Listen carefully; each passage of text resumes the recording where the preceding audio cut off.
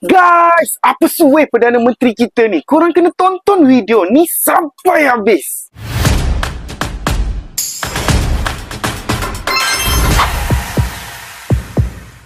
Tak tahulah ini adalah kebetulan ataupun suratan, tapi rentetan peristiwa ini memang buat ramai orang terkejut dan tertanya-tanya. Jom saya nak kongsikan kronologi ni satu persatu. 3 bulan lepas pada Oktober 2024, PMX kita bertemu dengan Justin Trudeau, Perdana Menteri Kanada. Kononnya nak memperkukuhkan strategik Malaysia-Kanada. Tapi siapa sangka belum sampai 3 bulan pun Trudeau akhirnya terpaksa meletakkan jawatan sebagai Perdana Menteri Kanada. Belum sempat reda isu itu, awal Januari 2025, PMX berjumpa pula dengan Shigeru Ishiba, Perdana Menteri Jepun pada ketika itu. PMX siap dipuji lagi sebab kerangka madani kononnya jadi asas kerjasama baru Malaysia-Jepun. Tapi apa jadi selepas itu? Belum sampai 8 bulan selepas pertemuan itu, Ishiba terpaksa meletakkan jawatan juga.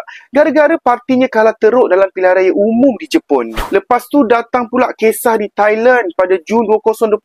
PMX melawat Pait Tontan Shinawatra, Perdana Menteri Malaysia ketika itu. Media ketika itu heboh katanya hubungan Malaysia-Thailand akan naik ke tahap kerjasama tertinggi. Tapi malangnya belum sampai 2 bulan selepas itu, Pait Tontan dihalau keluar jawatan oleh Mahkamah Perlembagaan Thailand. Cerita tak habis di situ, guys.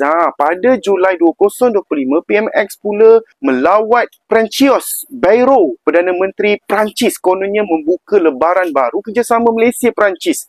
Tapi plot twistnya lagi berlaku. Tak sampai 2 bulan selepas lawatan itu, Bayrou pula terpaksa letak jawatan selepas kalah undi tidak percaya di Parlimen Perancis. Dan yang terbaru semalam di Indonesia, Sri Mulyani yang pernah diiktiraf sebagai Menteri Keuangan terbaik dunia turut dipecat. Peliknya, tahun sebelum itu beliau pernah bertemu dengan PMX, orang yang kononnya dulu juga pernah diiktiraf sebagai Menteri Keuangan terbaik Asia. Tak cukup dengan itu, hari ini berita mengejutkan datang daripada Thailand lagi. Thaksin Shinawatra yang dilantik PMX sebagai penasihat khas pada Disember 2024. Kini dihukum penjara setahun atas kesalahan lama. Allah, apa bala lah pula. Guys, semua ini berlaku dalam tempoh kurang daripada setahun. Macam-macam kita boleh fikir, macam-macam teori boleh timbul. Ada orang kata kebetulan, ada orang cakap suai. Ada juga yang percaya ini semua hanya permainan politik global yang berlaku secara serentak. Adakah giliran Anwar Ibrahim selepas ini? Apapun, kita jangan cepat membuat tuduhan melulu. Hubungan diplomatik Malaysia dan negara